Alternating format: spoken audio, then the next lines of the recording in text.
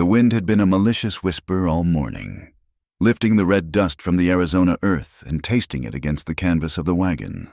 By afternoon, it was a full-throated howl. Evelyn Hart, 38 years old and feeling every single one of them, pulled her shawl tighter around her face. The fabric was already stiff with grit. From her rocking perch on the wagon seat, she watched the mules lower their heads, their ears flattened against the gale. The driver, a man whose name she had forgotten an hour after learning it, cursed into the wind, his words stolen and scattered like loose seeds. This was not the new beginning she had pictured back in Missouri. There, the thought of Arizona had been an escape, a stark, clean slate. She had imagined a quiet dignity in her work as a nurse and midwife, a usefulness that would silence the pitying murmurs of her late husband's family. They saw a barren widow, an unfortunate fixture. They had told her, with the kind of brutal honesty reserved for those you no longer need to impress, that she was too old to be starting over.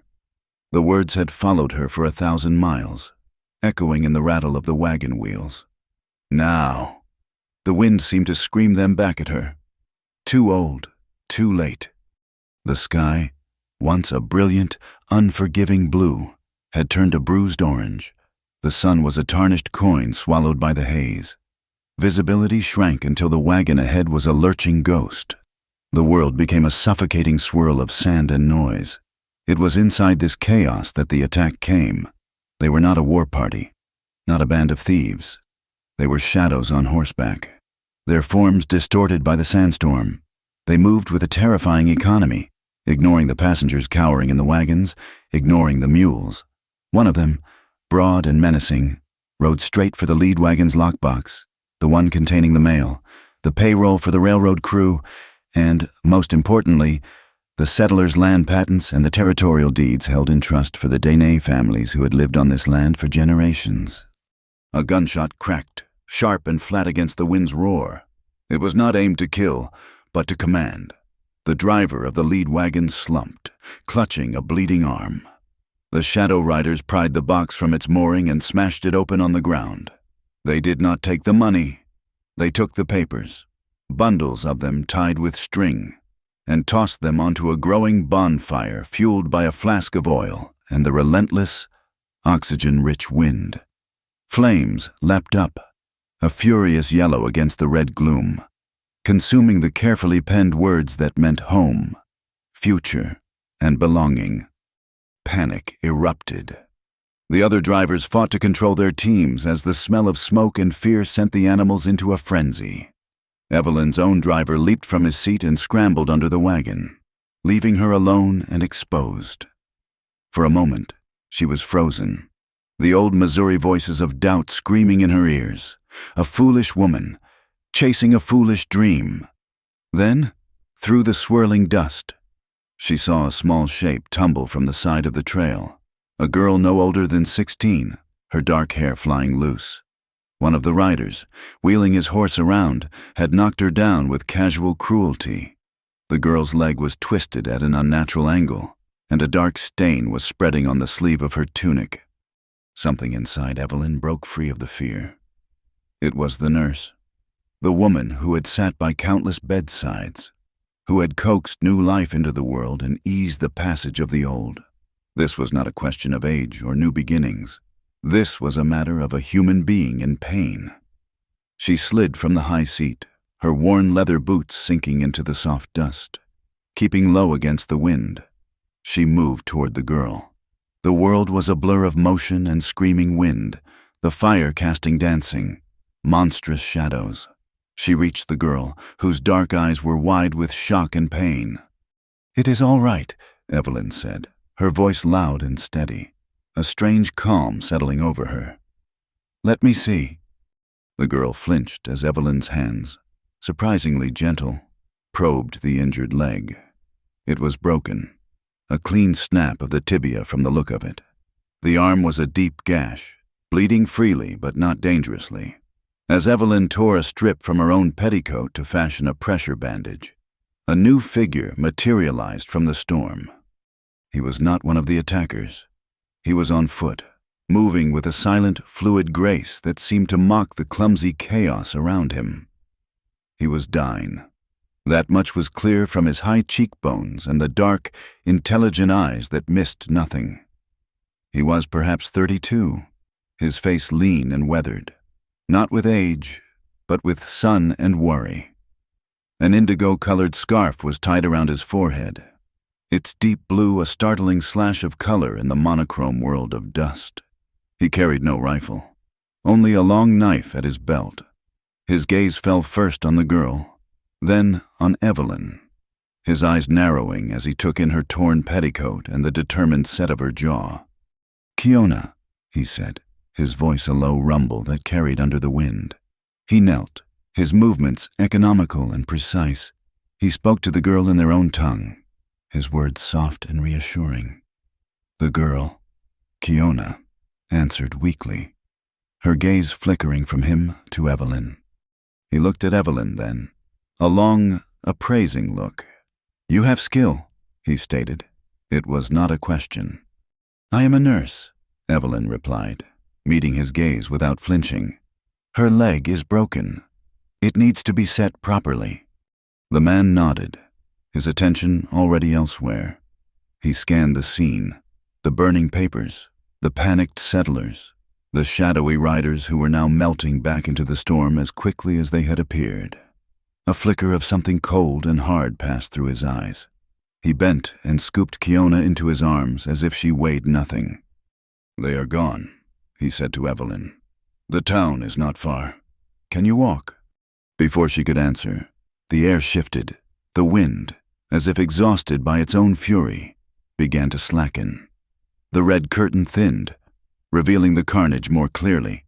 The fire was dying down, leaving a pile of black, weightless ash that the breeze was already claiming. One of the settlers, a farmer named Miller, pointed a trembling finger toward the ground near the burned lockbox.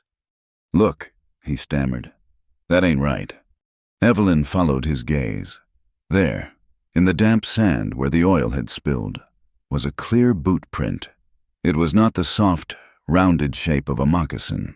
It was the sharp, distinct outline of a factory-made cavalry boot, complete with a small circle of the maker's mark in the heel.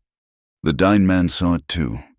He said nothing, but his jaw tightened almost imperceptibly.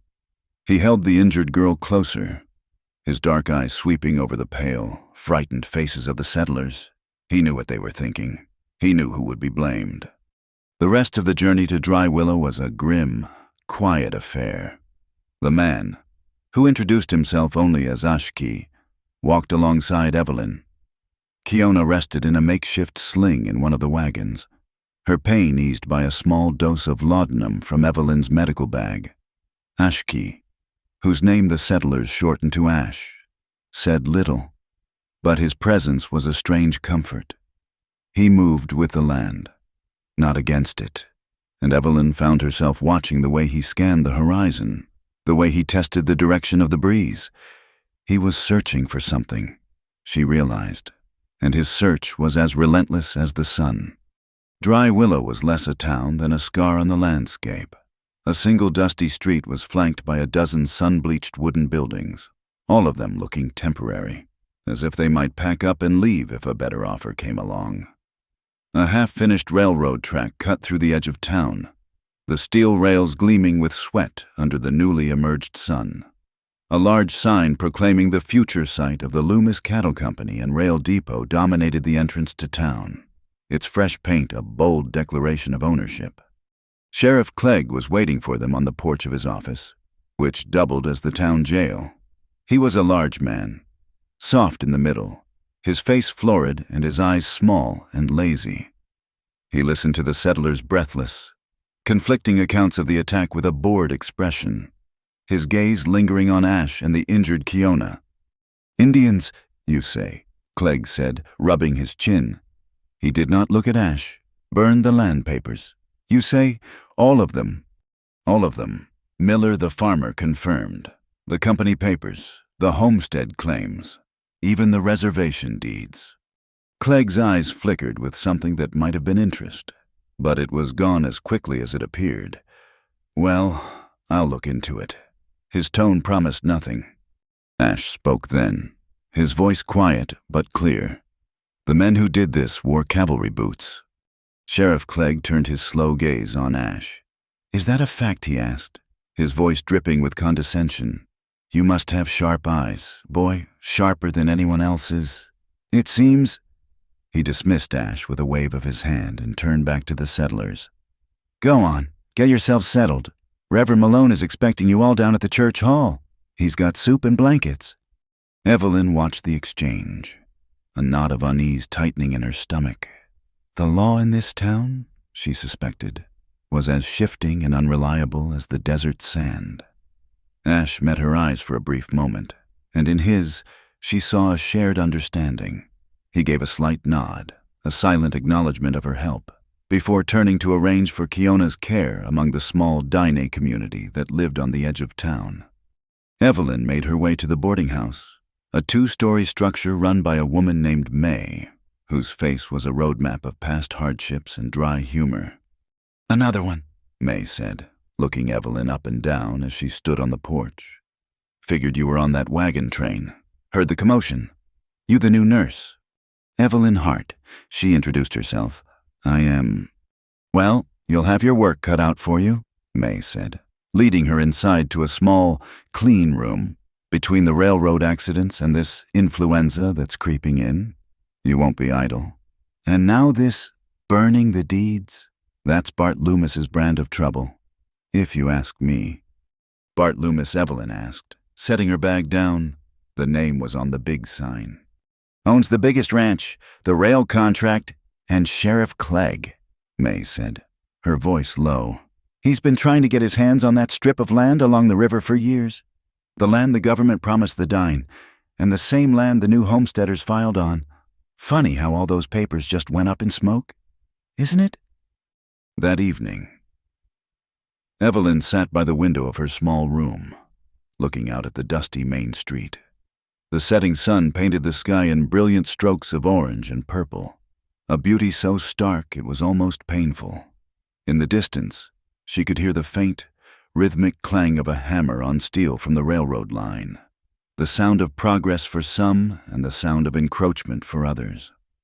Young Thomas Reed, the railroad engineer she had met briefly, had spoken of it with such bright-eyed optimism. He saw a future of connection and prosperity. Evelyn now saw something more complicated. She saw the quiet, determined face of Ash, a man searching for a lost sister in a world that wanted to erase him. She saw the fear in Kiona's eyes. She saw the lazy corruption in the sheriff's.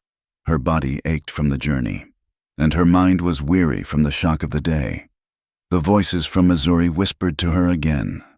This was a hard, violent place, a place where a woman alone, a woman of her age, could easily be broken. But as she touched the rough, clean sheets of her new bed, she felt something else stirring beneath the fear and the exhaustion. It was a flicker of defiance. She had faced the storm and the fire. She had used her skills to help someone in need. She had looked into the eyes of men like Sheriff Clegg and Ashki Nez and had not looked away. She was here. Her new life had begun not with a quiet dignity, but with wind and fire and dust.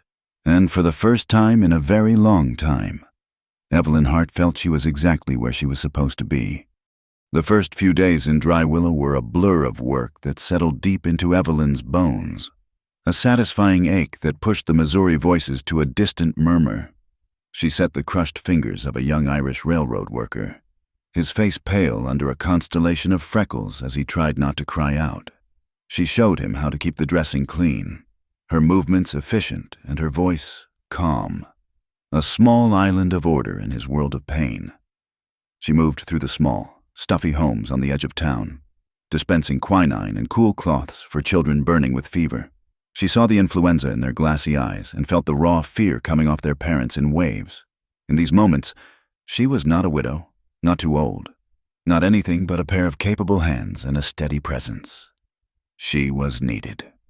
On her third day, while leaving the general store with a small sack of horehound candy for her feverish patients, she witnessed the town's true economy at work. Bart Loomis stood on the boardwalk, his large frame blocking the sun. He had a homesteader cornered, a man named Peterson, whose face was a mask of despair. Peterson's land patent had been in the lockbox. "It is a piece of bad luck, is what it is," Loomis said, his voice a reasonable, friendly boom that did not reach his eyes. "Without that paper, son, you are just squatting, and look where you are, miles from the creek. How do you plan to water your stock, let alone a family?" He paused, letting the silence hang in the dry air. "I will tell you what, I feel for you. I will give you $200 for your claim, cash. It is more than anyone else will offer for a patch of dirt with no deed and no water." Evelyn knew, as did everyone else listening, that $200 was an insult. It was barely enough to get Peterson's family back to whatever state they had left. Peterson's shoulders slumped. He looked at his wife, who stood holding a baby, her expression hollow. He nodded, a single, defeated jerk of his head. Loomis smiled, a brief, predatory flash of teeth, and clapped the man on the back before steering him toward the sheriff's office to make it official. Evelyn watched them go, the whorehound suddenly bitter in her mouth. This was how power worked here. It did not always need a gun. Sometimes, a disaster and a friendly offer were enough. Meanwhile, Ashki Nez was a ghost. Evelyn would catch glimpses of him at the edge of town, a silent figure watching from a rise, his indigo headscarf a smudge of deep color against the pale earth. He was never still for long. He was tracking Loomis's men. She realized. He moved with a patience that was unnerving, gathering information bit by bit, a man weaving a net out of shadows and whispers.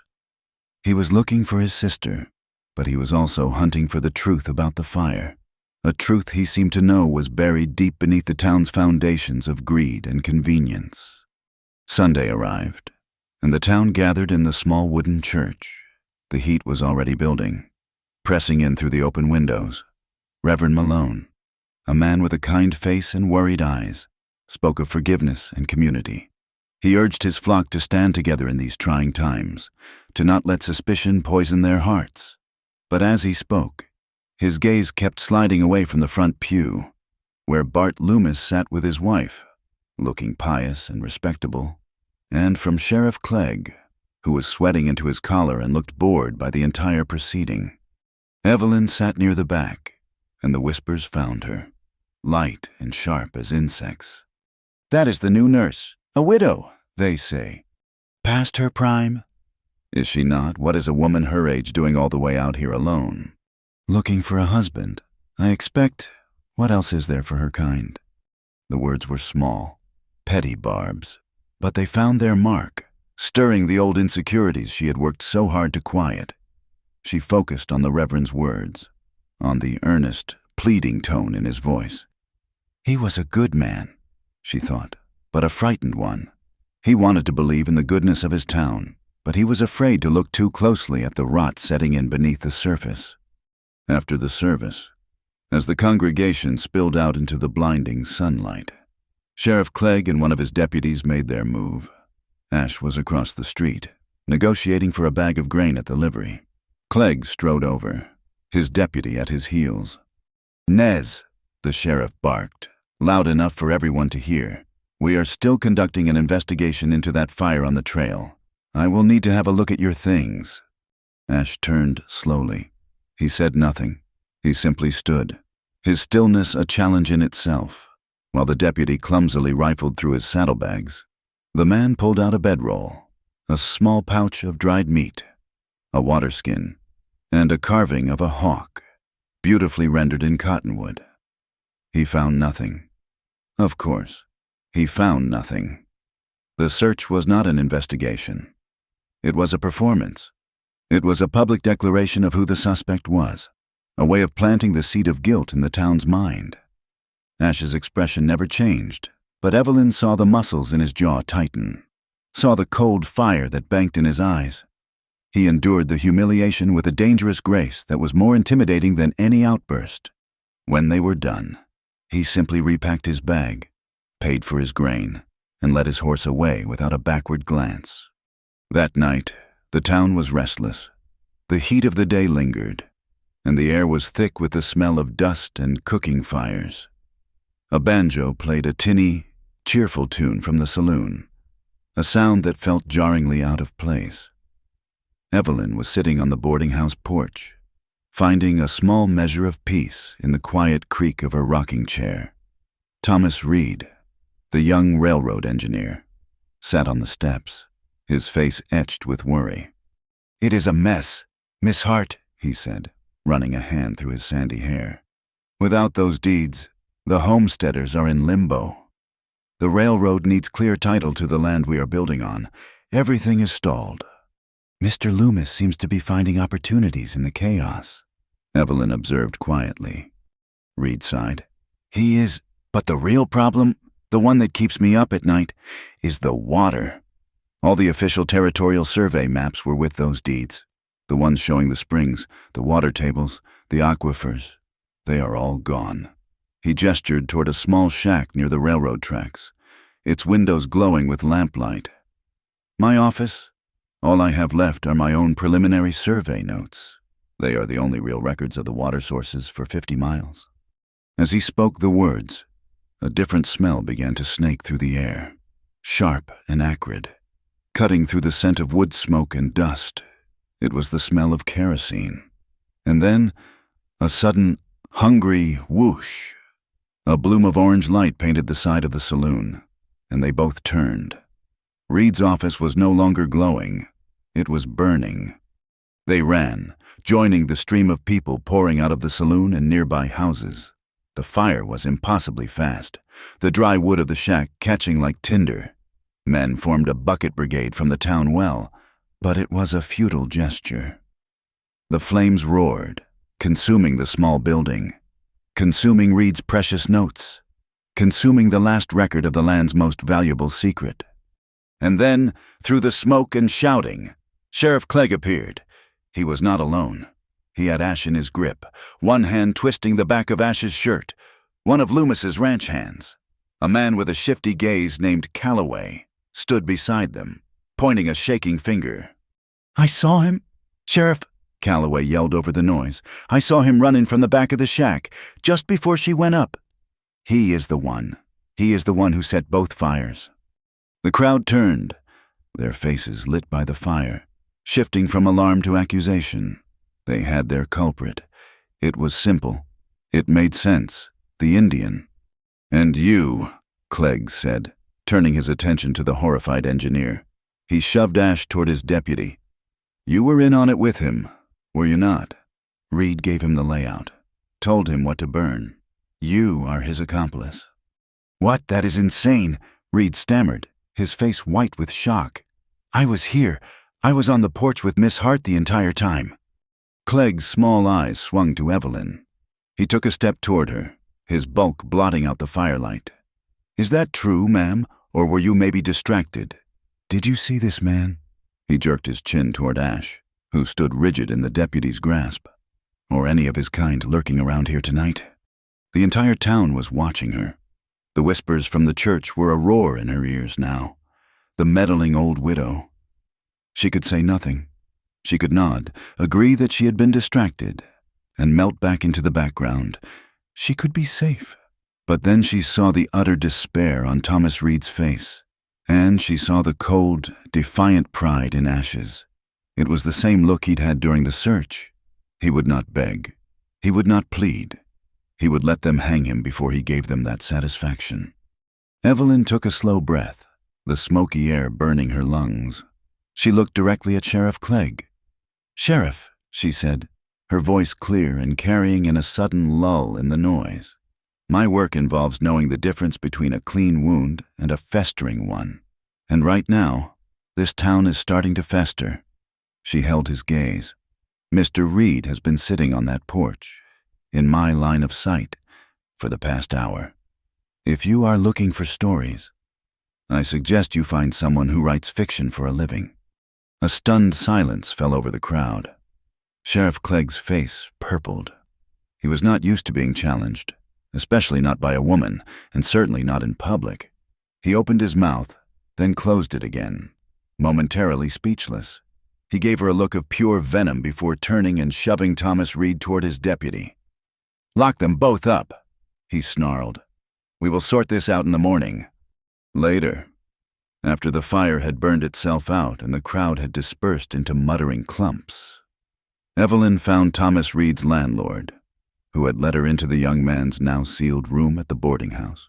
She found what she was looking for in a leather portfolio under his bed. He had made a copy, a single, beautifully drafted map, drawn on fine linen paper. She took it back to her room and unrolled it by the light of her lamp. It showed the familiar lines of the river, the creeks, and the known springs.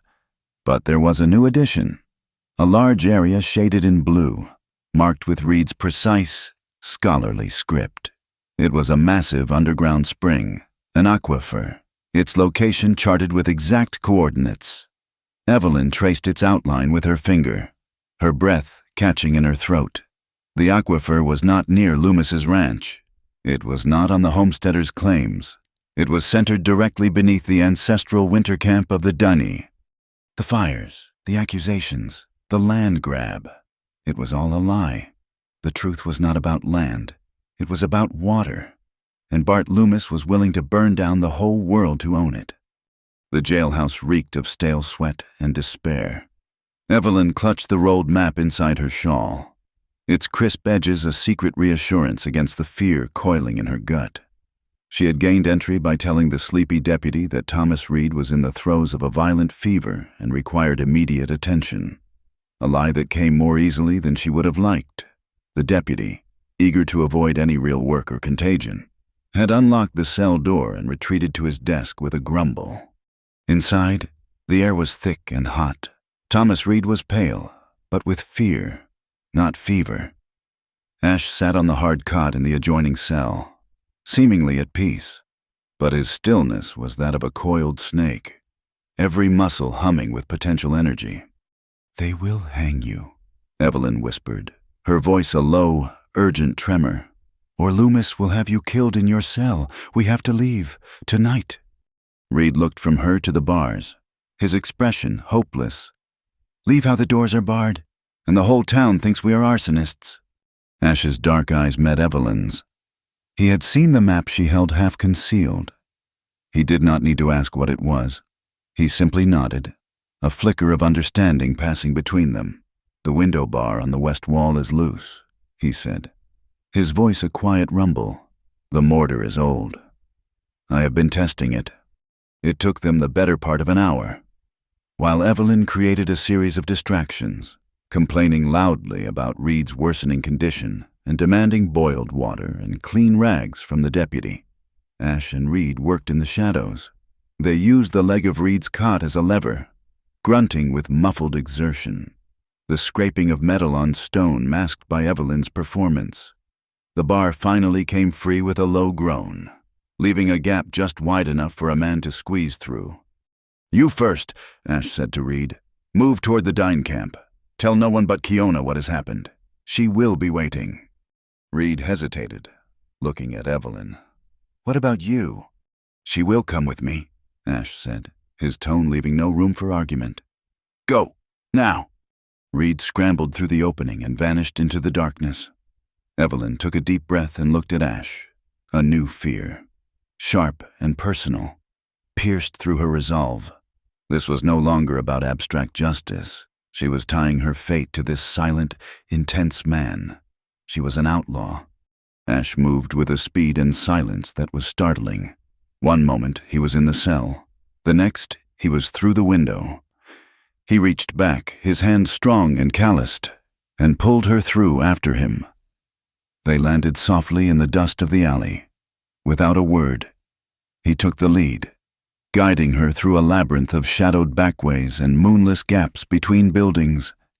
He moved like a creature of the night, and she hurried to keep up, her heart hammering against her ribs. Kiona was where Ash said she would be, on the far side of the scrubland that separated the town from her people's modest dwellings. She had 4 horses, their bridles muffled with cloth. Her leg was splinted, but her eyes were clear and determined. She handed the reins to Evelyn without a word, her trust in her brother absolute. "Tucson," Ash said, swinging into his saddle. "We ride south. We cannot take the main trail. Clegg will have it watched by sunrise." Their path was a dry riverbed, a pale, sandy scar that snaked through the desert. The moon was a sliver of bone overhead, casting long, distorted shadows from the saguaro cacti that stood like silent sentinels on the canyon rims. The only sounds were the soft fall of the horses' hooves on the sand and the distant, mournful call of a coyote. The air grew cold, and Evelyn pulled her shawl tighter, grateful for its familiar weight. Thirst was a constant companion, a dry, scratchy presence in the back of her throat. They had water, but Ash rationed it with a stern discipline, allowing them only small sips. He rode slightly ahead, his silhouette sharp against the star-dusted sky. He seemed to be in a constant state of listening, his head tilted, his senses reaching out into the vast, dark emptiness. Evelyn watched him, a strange mix of apprehension and admiration growing within her. He was a man forged by this harsh land, and she was a stranger to it, a fact that felt more profound with every passing mile. He worried about her. She could feel it in the way he would glance back, the way he chose the easiest path through the rocks for her horse. His concern manifested as a gruff impatience. "Keep your horse closer to the canyon wall," he ordered once, his voice sharper than necessary. "The open ground makes you a target." A target for what she asked, a touch of defiance in her own voice. "Coyotes. For men who wear cavalry boots," he answered flatly, and she fell silent. He was not trying to frighten her. He was trying to keep her alive, and he feared he would fail. It was a heavy burden, and it made him solitary. They were 2 days out from Dry Willow when disaster struck. They had stopped to rest the horses in the midday heat, seeking shelter in the scant shade of a rocky overhang. Reed, clumsy with exhaustion, stepped backward without looking, and his yelp of pain cut through the quiet air. A rattlesnake, thick as a man's wrist, slithered away into the rocks, its warning rattle coming a second too late. 2 small puncture marks on Reed's calf were already beginning to swell and darken. Panic seized the young engineer. "I am going to die," he gasped, his face ashen. Evelyn was at his side in an instant, pushing him to the ground. "You are going to be still," she commanded, her voice cutting through his fear with the sharp edge of authority. She drew a small, wicked-looking knife from her medical bag. Ash was there a moment later, holding Reed's legs steady, his presence a silent, calming force. Evelyn made 2 swift, shallow cuts over the bite marks, and then, to Reed's horror, she lowered her head and began to suck the venom out, spitting the bloody poison onto the sand.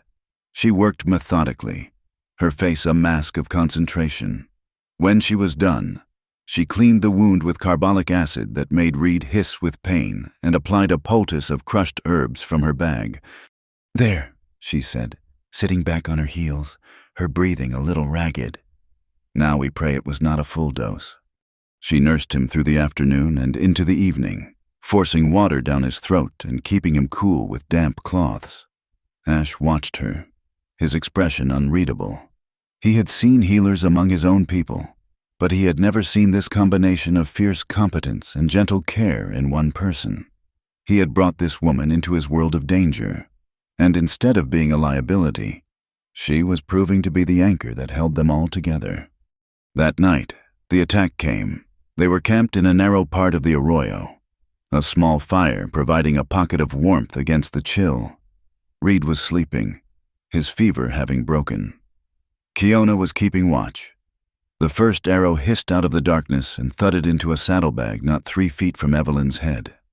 Chaos erupted. Shapes detached themselves from the deeper shadows along the canyon walls. Men on foot, moving quickly. They wore feathers in their hair and let out whooping cries that sounded hollow and false. Ash moved in a blur, shoving Evelyn and Kiona behind a jumble of boulders. He had his long knife in his hand, the moonlight glinting on the steel. There were 3 of them, armed with bows and knives. The fight was brutal and short. Ash was not fighting to wound. He was fighting to survive. He used the terrain, the shadows, the element of surprise. He was a dervish of controlled violence, his movements economical and deadly. Evelyn watched in a state of terrified awe. One of the men went down with a choked cry, Ash's knife finding his throat. The second turned to flee, but was brought down by a well-aimed rock from Kiona's hand that struck him in the temple. The third lunged at Ash, a long hunting knife sweeping in a vicious arc. Ash twisted away, but the blade caught him high on his left arm, slicing through his sleeve and deep into the muscle. Grunting with pain, Ash drove his own knife upward into the man's belly. The fight was over. Silence descended, broken only by the ragged sound of their breathing and the crackle of the fire. Ash stood over the last man he had killed, his chest heaving. Blood was pouring from the gash on his arm, a dark stain spreading down his side. "It is done," he said, his voice strained. He swayed on his feet. Evelyn rushed to his side. "You are hurt." "It is nothing," he grunted, trying to pull away. "Do not be a fool," she snapped, her fear turning to anger. "Sit down before you fall down." To her surprise, he obeyed, slumping onto a rock, his face pale in the firelight. She tore away the bloody sleeve. The cut was long and deep, bleeding profusely. She pressed a clean cloth against it, applying firm pressure. While she worked, he examined one of the arrows Kiona had retrieved. He ran a thumb over the flint arrowhead. "A child could do better work," he said with contempt. "The shaft is pine, not willow, and the fletching is turkey feather, glued on. We use sinew." He tossed the arrow into the fire. "Loomis's men, they learn nothing." The bleeding slowed. Evelyn cleaned the wound as best she could with the last of her carbolic acid. "This needs stitches," she said. "Lots of them." He just nodded, his eyes closed. She pulled out her surgical needle and silk thread. Working by the flickering firelight, her hands steady despite the tremor she felt inside, she began to sew his skin back together. It was a slow, meticulous process. The needle dipped and rose, pulling the edges of the wound together, creating a neat, tight seam. It was an intimate act, this mending of a man's flesh, and the silence between them was charged with unspoken things. "You should have stayed in dry willow," he murmured, his voice rough with pain. "This is not your fight." "It became my fight when they burned that boy's office and tried to blame you for it," she replied softly, not looking up from her work. "Some things are everyone's fight." He was quiet for a long moment. "You have courage. Evelyn Hart." It was the first time he had used her full name. She finished the last stitch and tied off the thread. "I have a needle and a steady hand. The rest is just stubbornness." She looked at him then, and a small smile touched her lips. "If you had passed out from a little cut like this, I would have been forced to charge you for my services, and I bill by the pound." A strange sound escaped him, a short, sharp huff that might have been a laugh. A ghost of a smile touched his own mouth, transforming his hard face for a fleeting second. A new bond, stitched as surely as his wound, had formed between them in the desert darkness. Before dawn, as Evelyn was changing the dressing on Reed's snakebite, Ash went back to inspect the site of the ambush. He was gone for a long time. When he returned, his face was grim. They had a 4th man. He said he did not fight. He stayed back, on the ridge, watching. He looked from Evelyn to Reed. He wore cavalry boots, the same kind. There was a worn place on the heel of the left boot. "It makes the print deeper on that side." He paused, letting the weight of his words settle. "I have seen that track before. In the dust. The day Sheriff Clegg searched my belongings in the street." A cold dread washed over Evelyn, colder than the desert night. It was not just Loomis and his hired thugs they were running from. The law itself was hunting them. The man who was supposed to uphold justice was complicit in their attempted murder. They were utterly and completely alone. The high juniper mesa felt like a different country. The air was thin and clean, scented with the sharp, resinous perfume of sage and pinon pine. They reached the small cluster of hogans as dusk was settling, the setting sun painting the red rock formations in hues of fire and rose. This was Kiona's home, a place of quiet, deep-rooted permanence that stood in stark contrast to the raw, transient ugliness of dry willow. Kiona's grandmother emerged from the largest hogan, a woman whose face was a beautiful, intricate map of a long life. Her eyes, dark and bright as a raven's wing, missed nothing. She looked at her granddaughter, then at the exhausted figures of Evelyn and Reed, and finally at Ash, her gaze lingering on the crude stitches in his arm. She said nothing, but simply gestured for them to enter. The inside of the hogan was a circle of calm. A small fire burned in a central pit, its smoke rising through an opening in the roof to meet the first stars. The air was warm and smelled of wood smoke and roasting corn. The grandmother, whose name was Sani, spoke to Ash in their own language, her voice soft but firm.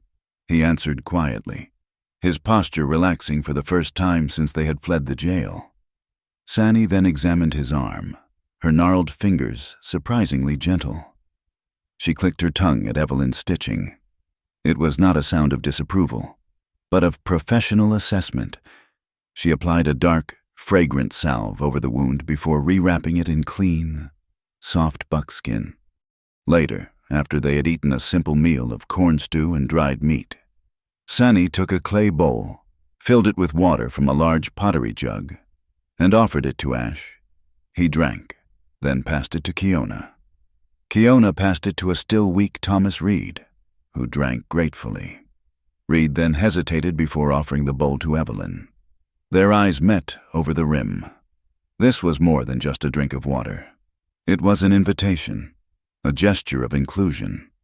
Evelyn accepted the bowl, her hands closing over the smooth, cool clay. The water was the sweetest she had ever tasted. Sani watched her. When Evelyn had finished, the old woman spoke, her English slow and deliberate, learned over years of careful listening. In this land, we say to Aina, she said, her voice like the rustle of dry leaves. Water is life. It does not belong to one man. It does not belong to a piece of paper. It is the blood of the Mother Earth. It is for all who respect it. The man Loomis. He does not understand this. He thinks he can own the blood. A man who tries to own the blood of the earth will only have it on his hands. Her words settled in the quiet of the hogan. Profound and simple and true. They were not fighting for a legal claim or a parcel of land. They were fighting for the very principle of life itself. The next day, a young boy from the community who had been sent to Dry Willow for supplies returned with news that traveled faster than a prairie fire. Bart Loomis had posted a $500 reward for the capture of Ashki Nez, wanted for arson and the murder of the 3 men in the arroyo. The poster described him as a dangerous savage. There was a smaller, secondary reward offered for information leading to the arrest of his accomplices, the railroad engineer Thomas Reed and the widow, Evelyn Hart. The words hit Evelyn like a physical blow. Accomplice. Widow. The 2 labels seemed to mock her, twisting her identity into something unrecognizable. She retreated from the quiet hum of the hogan, walking out onto the mesa until she was alone with the wind and the ancient, twisted juniper trees. She looked down at her hands, raw and chapped. Her dress was torn and stained with dust, and another man's blood. The whispers she'd heard in the church came back to her, no longer petty, but venomous. The old bride, the desperate widow, looking for a husband. Now she was a wanted criminal, a troublemaker, a woman hiding among Indians. For a dizzying moment, she felt a wave of shame so powerful, it threatened to buckle her knees. What was she doing here? She was 38 years old. She should have a home, a garden, a place in a quiet, civilized world. Instead, she was a fugitive, her life tethered to a cause she had stumbled into by accident. Ash found her there, standing at the edge of the mesa, staring out at the vast, indifferent landscape. He stood beside her, not speaking for a long time, following her gaze. His arm was in a sling she had fashioned, the deep blue of his headscarf a vivid splash against the earth tones of the rocks. "Your stitches hold well," he said finally, breaking the silence. "It is what I do," she answered, her voice flat. "You do it well," he insisted quietly. "But this," he gestured to the open land, "the hidden trails, the unseen dangers, this is what I do." He knelt and pointed to the ground. "See here the track of a coyote. The toes are close together, the nails point forward. It is a straight line. A dog's track wanders. Its mind wanders." He pointed to a scuff mark near a bush. "And this, a doe and her fawn passed this morning. The mother's tracks are deep, the fawn's are shallow. She stopped here to let it nurse. See how the leaves are disturbed." He spoke patiently, explaining the subtle language of the earth. He was showing her his world, giving her the tools to see, not just to look. It was his way of reaching across the chasm of their different lives. He was arming her. She, in turn, armed him. Later that day, she made him unwrap his wound. She had him watch as she boiled a strip of linen, her forceps, and her needle in the fire. "The dirt carries sickness," she explained, her voice regaining its professional crispness. "Even the dirt under your fingernails. When you tend a wound, your hands, your tools, your cloth, everything must be as clean as you can make it." He listened with an intensity that surprised her, his sharp eyes absorbing every detail. He was a warrior, a scout, a man who lived by his wits and his knowledge of the wild. But the world of invisible sickness, of germs and infection, was as foreign to him as the language of the tracks was to her. They were teaching each other how to survive. A few days later, their fragile peace was disturbed again. Reverend Malone arrived, looking thinner and more worried than ever. He had ridden out under the pretense of bringing scriptures to the outlying homesteads. He brought a sack filled with tins of food, coffee, and a bottle of laudanum from Evelyn's dwindling supplies. "The town is turning ugly," he said, his voice low as they sat in the shade of an overhang, away from the main camp. "Loomis is stirring up the fear. He has convinced most of the settlers that the Dinny are planning a raid, that the fires were just the beginning. The story they are telling about you, Evelyn, is that you were bewitched by Ash, that you are a traitor to your own kind." Evelyn felt a flush of anger, hot and clean, that burned away the last of her shame. They would rather believe a lie that makes them feel safe than a truth that makes them feel responsible. "Precisely," Malone sighed. "There is something else." He reached into his coat and pulled out a small, sealed envelope. "This was given to me by a boy who sweeps up at the saloon. He said one of Loomis's men got drunk and paid him $1 to ride this out to the ranch. The boy recognized the sheriff's handwriting. He thought you should see it." Evelyn took the letter. Her fingers trembled slightly as she broke the wax seal.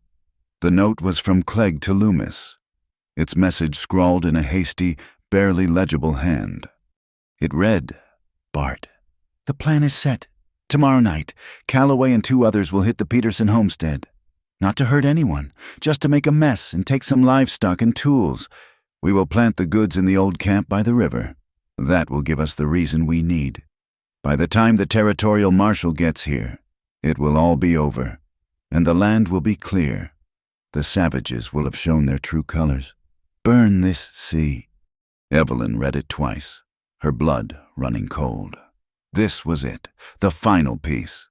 Not just a conspiracy to steal water rights, but a cold-blooded plot to manufacture an incident, to create a fake atrocity that would justify driving the dying from their homes, likely with violence and bloodshed. They were going to frame an entire people to cover their greed. She looked up from the letter, her eyes meeting Ash's. He had been watching her, his face grim. He did not need to read the words to know their poison. In that moment, her doubt vanished, burned away by the cold fire of certainty. Her place was not in a quiet town with a neat little garden. Her place was here. She was no longer an accomplice, a widow, or a troublemaker. She was a witness, and she had a story to tell, a truth to deliver. The journey to Tucson was no longer a flight for their lives. It was a race for the lives of an entire community. The return to Dry Willow was a gamble played in broad daylight. They rode not as fugitives in the night, but as citizens demanding a hearing, a calculated risk proposed by Ash. Reverend Malone had ridden ahead of them, a lone herald, announcing that new evidence concerning the fires and the disputed land claims would be presented at the emergency tribunal. He had created a public spectacle, forcing the hand of the visiting circuit judge and making it impossible for Sheriff Clegg to simply arrest them on sight without revealing his own corruption. They entered the town not as a defeated band, but as a determined delegation. Ash, his arms still bound but his head held high. Evelyn, her face set with a resolve that had burned away her last vestiges of Missouri timidity. Thomas Reed, his youthful optimism replaced by a hard-earned gravity. And Kiona, who rode with them to the edge of town, a silent promise that their people were watching, waiting. The hearing was held in the saloon, the largest and most neutral space available. The tables had been pushed against the walls, and rows of chairs faced a makeshift bench where Judge Harlan Miller sat, a man whose weary face showed the strain of dispensing frontier justice. The air was thick with the smell of stale beer, sawdust, and nervous sweat.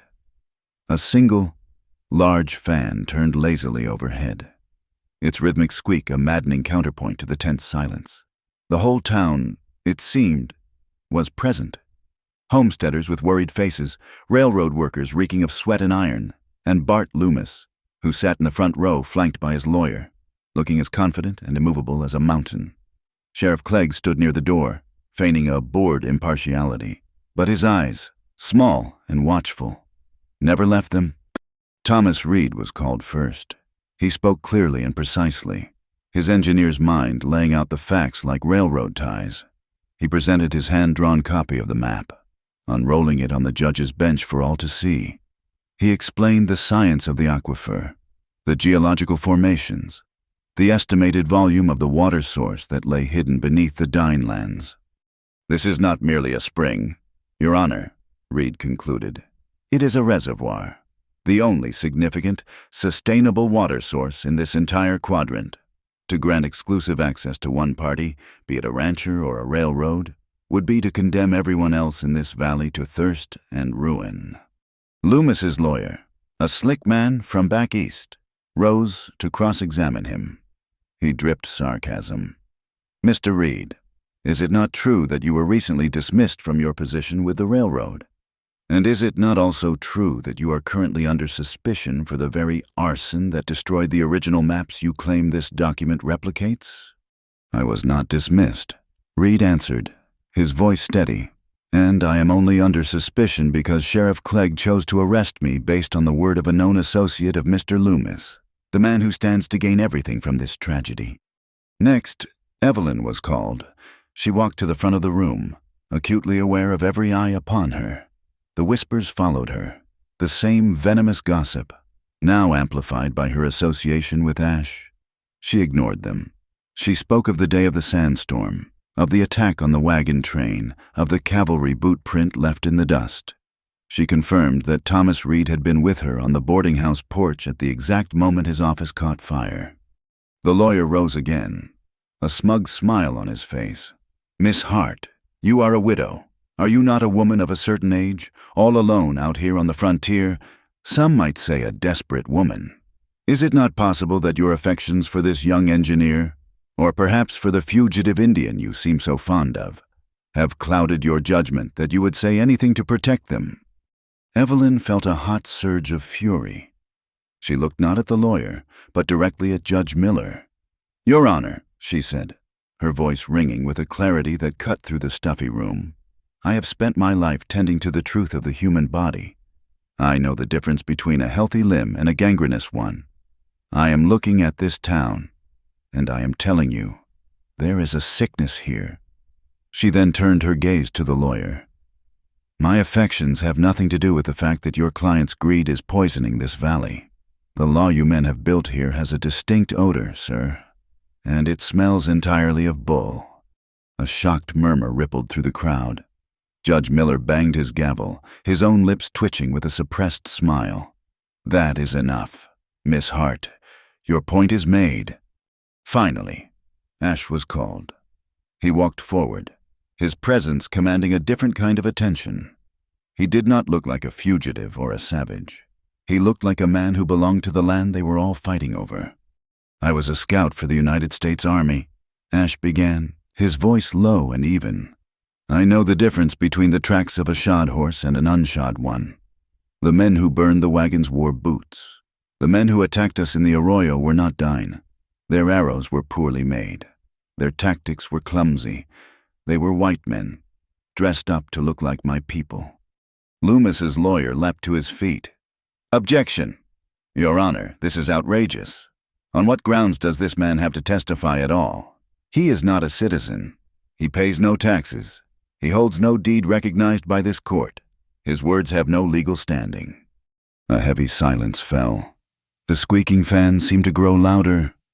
Judge Miller looked at Ash, a flicker of genuine regret in his weary eyes. He consulted the thick legal book on his desk. "The law is clear," he said, his voice heavy. "According to the statutes of this territory, a man of Native American blood who has not renounced his tribal affiliations is not considered a citizen and cannot offer testimony in a court of law. I am sorry, son. I cannot hear you." The words were a hammer blow. Evelyn saw the impact on Ash's face. It was not anger. Not yet. It was a profound, soul-deep weariness. The exhaustion of a man who has spent his entire life being told he is invisible, that his truth does not count. He had been erased. He turned, and without another word, walked back to his seat. A wall of cold, impenetrable dignity settling around him. Bart Loomis saw his victory. He stood up, a showman playing to his audience. "Your Honor," he boomed. "This has gone on long enough. This is about progress. It is about connecting this territory to the rest of the nation. The railroad needs water. It is that simple."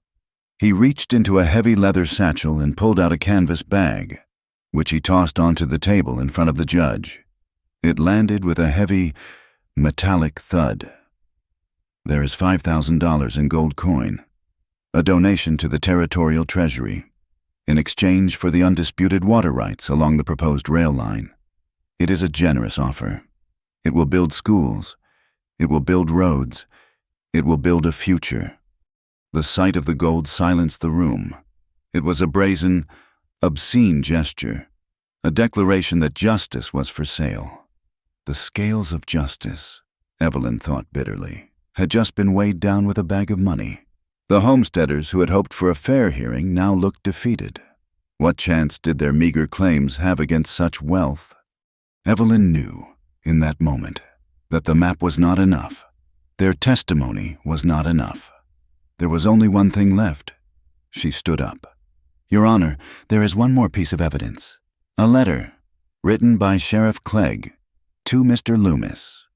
Clegg, who had been lounging by the door, snapped to attention, his face draining of color. Loomis shot him a look of pure fury. The entire room was now staring at Evelyn.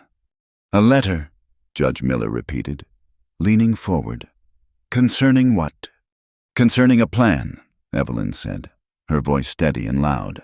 "To stage a fake Indian raid on the Peterson homestead. A plan to plant stolen goods on Dine land to give the sheriff an excuse to clear them out by force, so that Mr. Loomis could have his land and his water, free and clear of any competing claims." The saloon exploded into an uproar. Men were on their feet, shouting, pointing fingers. Loomis was yelling that she was a liar. Clegg was trying to push his way toward her. "Order!" the judge roared, banging his gavel repeatedly until a semblance of calm was restored. His face was grim. He looked at Evelyn, then at Clegg, then at the bag of gold still sitting on his bench. The weariness in his eyes had been replaced by a hard, calculating glint. He knew he was sitting on a powder keg. "This hearing is adjourned," he announced, his voice carrying over the remaining murmurs. "I will take all evidence presented here today under advisement." He looked directly at the sheriff. Sheriff Clegg, as the ranking officer of this court, you will take possession of all evidence. That includes the map presented by Mr. Reed and this alleged letter from Miss Hart.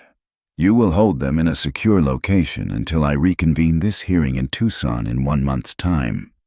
This matter will be settled by the territorial court. A cold, sickening dread washed over Evelyn as she watched Sheriff Clegg walk forward. With a triumphant smirk, he took the map from the judge's bench. He then walked over to Evelyn and held out his hand. She had no choice. She gave him the letter. He now held every piece of their truth, every shred of their hope, in his corrupt hands. The law, in its infinite and impartial wisdom, had just handed the key to the fox and asked him to guard the henhouse. The saloon emptied out into the bruised twilight, but the tension from the hearing did not dissipate. It clung to the people of Dry Willow like the fine red dust, coating their words and actions. To break the fever of accusation and uncertainty, the town council, which was to say Bart Loomis, had declared that the planned weekly market would proceed. It was an attempt to force a return to normalcy, a loud public declaration that nothing had fundamentally changed. Lanterns were strung between the posts of the boardwalk, casting a warm, deceptive glow on the dusty street. A trio of fiddlers sawed away at a cheerful reel, the music a thin bandage over the town's festering wound. Evelyn walked through the small crowd, feeling like a ghost at a feast. She had needed to get out of the suffocating confines of May's boarding house, but being out here was no better. She was an island, the townspeople parting around her as if she carried the influenza. The women who had once given her grudging respect for her nursing skills now looked away, their faces closed. The men, homesteaders she had sympathized with, now saw her as part of the problem, a complication they could not afford. She had stood against the town's power, and in doing so, she had placed herself outside its protection. From the shadows near the livery stable, Ash watched her. He had been forbidden from the market, Clegg having warned him that his presence would be considered a provocation. But he was not a man who obeyed the orders of his enemies. He stayed on the periphery, a silent guardian, his eyes tracking Evelyn's every move.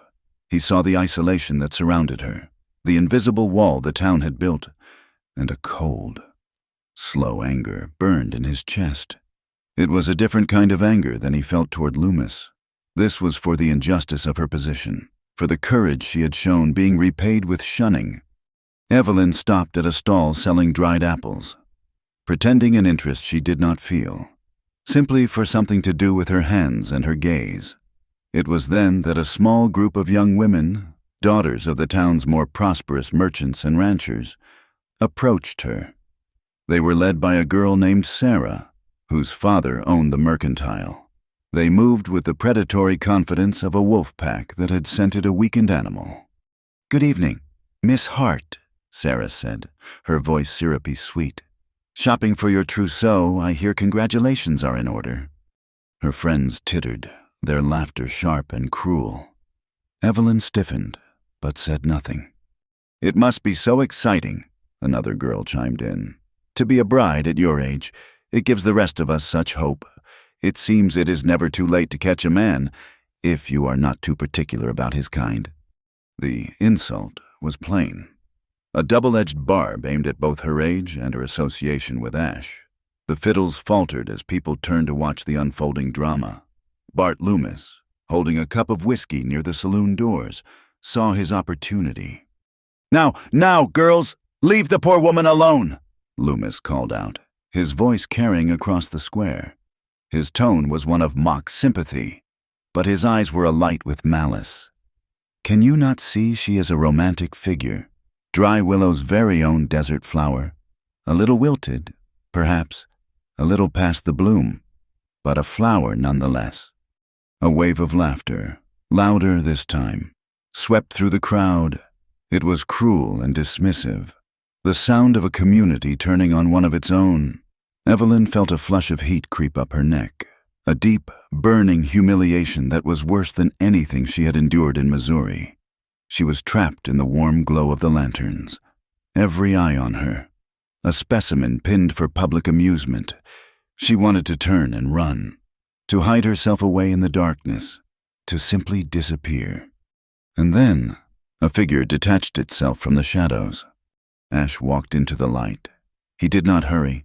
He moved with a deliberate, unassailable grace, his moccasins making no sound on the hard-packed earth. The crowd parted for him, the laughter dying in their throats. He was not armed, save for the knife at his belt, but his presence was more formidable than any gun.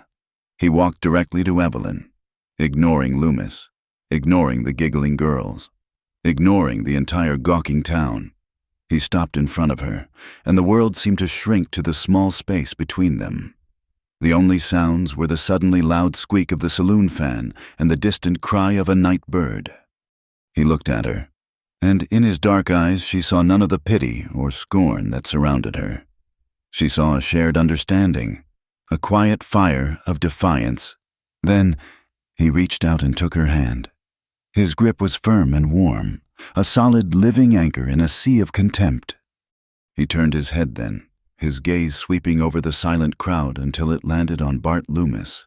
His voice, when he spoke, was not loud, but it carried to every corner of the square, as clear and sharp as striking flint.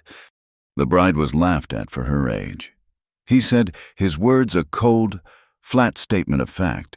Then he turned his eyes back to Evelyn, and his voice softened, imbued with a warmth that was for her alone. The warrior took her hand and said, "You are timeless to me." A stunned silence held the square in its grip, the sheer, unexpected poetry of the moment, the raw courage of the act, was a force that pushed back against the mob's ugly humor. Then, from near the edge of the crowd, Reverend Malone's voice rang out, warm and amused. "Amen to that, brother." The tension broke. A few people laughed, but it was a different kind of laughter now, one of admiration for the sheer audacity of the man. The fiddlers, taking it as their cue, struck up a new tune, a slow, gentle waltz. Ash did not release her hand. He held her gaze. "They are playing a song," he stated, as if this were a novel and surprising fact. "Yes, they are," Evelyn whispered, her throat tight with an emotion she could not name. "In my village, we dance in circles." He said, "Your people, they dance in pairs." He gave a slight, almost imperceptible tug on her hand. "Will you show me how it is done?" The humiliation, the shame, it all melted away, replaced by a fierce, soaring pride. She was not a wilted flower. She was a woman who had a warrior stand for her in the light. She lifted her chin. "I will." He led her to the center of the street, to the wooden dance floor that had been laid down for the market. He was not a graceful dancer. He was a scout, a hunter, a man of the earth, and the rigid, formal steps of the waltz were foreign to him. He was stiff, his movements careful and deliberate as he tried to mirror her own. But it did not matter. He held her hand firmly, his other hand resting gently, respectfully on her waist. They moved together, two solitudes turning as one under the soft glow of the lanterns. It was the most intimate conversation they had ever had. In the way his hand tightened on hers, he spoke of protection and commitment. In the way she guided him through the steps, she spoke of trust and acceptance. The town, the danger, the court hearing, it all faded away, leaving only the music and the solid presence of the man who held her. She was no longer Evelyn Hart, the too-old widow from Missouri. She was timeless. While the town danced, Kiona moved through the deep shadows at the edge of the railroad yard. She was watching Calloway, the shifty ranch hand who had accused Ash of arson. He and two other men were loading barrels onto a small handcart, their movements furtive and quick. The music and laughter of the market provided perfect cover for their work. Kiona crept closer, keeping to the far side of a stack of new railroad ties. These were not barrels of whiskey or water. The smell that drifted on the night air was sharp and familiar. It was the smell of the fire that had burned the engineer's office. It was coal oil. She followed them as they pushed the cart not toward the Loomis ranch, but back toward the center of town. They stopped in the dark alley behind the sheriff's office and jail. Her heart began to beat a frantic rhythm against her ribs. This was where the judge had ordered all the evidence to be kept. The map, the letter. Kiona flattened herself against the rough wood of the adjacent building, straining to hear. "Clegg wants it done before midnight," Calloway hissed to one of the men. "Make it look like the Indians' friends came back to finish the job. A clean sweep. By the time that judge gets back from Tucson, there will be nothing left but ashes. No map, no letter, no evidence. Just our word against theirs." "What about the prisoners?" the other man asked, his voice nervous. There were 2 men in the cells, a drunk and a horse thief. "Clegg does not care about them." Calloway grunted as they began to splash the oil against the dry back wall of the jailhouse. "They are just more proof of how savage the Redskins are. A tragedy. Now hurry up. The whole town is dancing. No one will notice a thing until the whole building is gone." Kiona backed away, her movements as silent as her brother's. Her mind raced. They were not just going to destroy the evidence. They were going to burn men alive to do it. She turned and ran, her splinted leg awkward but swift. Her destination, the town square, the dance, and the 2 people who had to be warned before it was too late. The last notes of the waltz were fading into the vast, dark silence of the desert when Kiona appeared at the edge of the dance floor. She was not running, but she moved with a desperate, focused speed, her face a pale mask in the lantern light. She went straight to her brother, her words a torrent of low, urgent dyne. The brief, fragile piece of the dance shattered. Ash's hand, which had been resting on Evelyn's waist, dropped away. The warmth of his touch was replaced by a sudden, sharp chill. He listened to his sister, his body going taut, the dancer dissolving and the warrior re-emerging in his place. He asked her 2 sharp questions, and her answers were clipped and certain. He turned to Evelyn and Reed, who had joined them, his face hard as carved stone. "Calloway is behind the sheriff's office," he said, his voice stripped of all emotion. "They have coal oil. They're going to burn the building down, with the prisoners and the evidence inside." There was no time for shock. The 4 of them became a single, silent unit, melting away from the music and the laughter and into the deep shadows between the building, in the darkness of an alley, with a scent of dust and horses thick in the air. Ash laid out the plan. His mind worked with a cold, swift precision. "They will have a guard," he said. "They will be focused on the fire, not on their backs. Kiona, you and I will stop them. We take one of them alive. No killing, unless we have no choice." His eyes found Kiona's, and they shared a look of perfect, unspoken understanding. "Reed. Evelyn," he continued, turning to them. "The evidence is everything. While we keep them busy, you will get inside the office. The evidence room is at the back, on the west side. Get the map and the letter. Do whatever you must." "We cannot just take them," Reed said, his voice trembling slightly. "Clegg will say we stole them. It will prove our guilt." Evelyn's mind, honed by years of prioritizing tasks in moments of medical crisis, saw the solution instantly. "We do not take them," she said, her voice firm. "We copy them." She opened her large medical bag. Tucked inside with her bandages and tinctures was a small bundle of clean paper and 2 sticks of charcoal. "We make our own proof, and then we hide the originals somewhere else in the room." Ash nodded, a flicker of approval in his eyes. "Do it. Go now. Use the window." The 2 pairs split, moving like ghosts through the town's dark underbelly. Ash and Kiona circled wide, using their knowledge of the terrain to approach the jail from the south.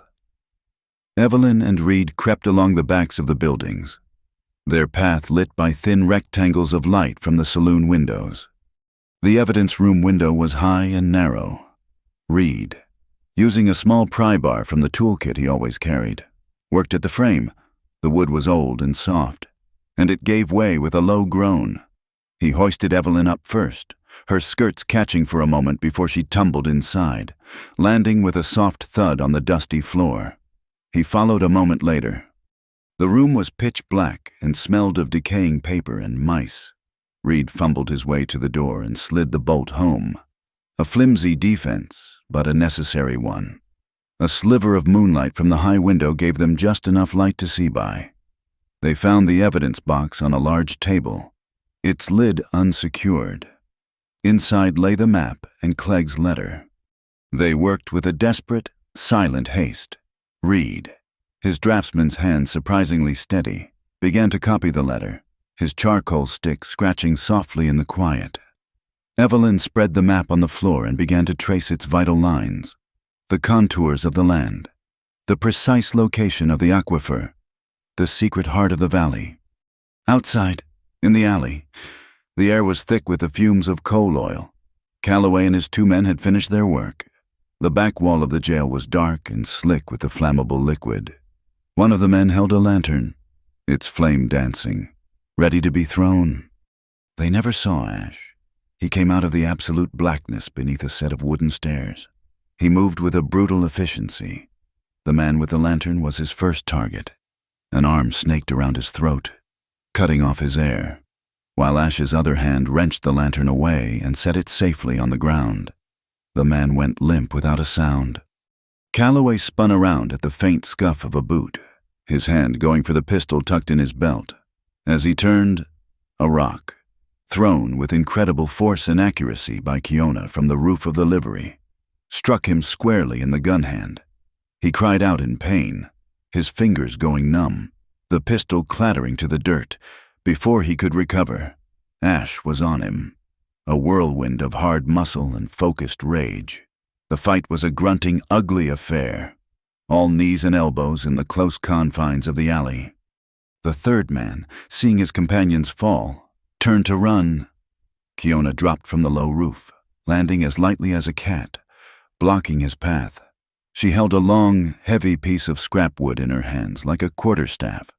The man hesitated, and in that moment of indecision, Ash, having subdued a struggling Calloway with a chokehold, was able to tackle him, bringing him down into the dust.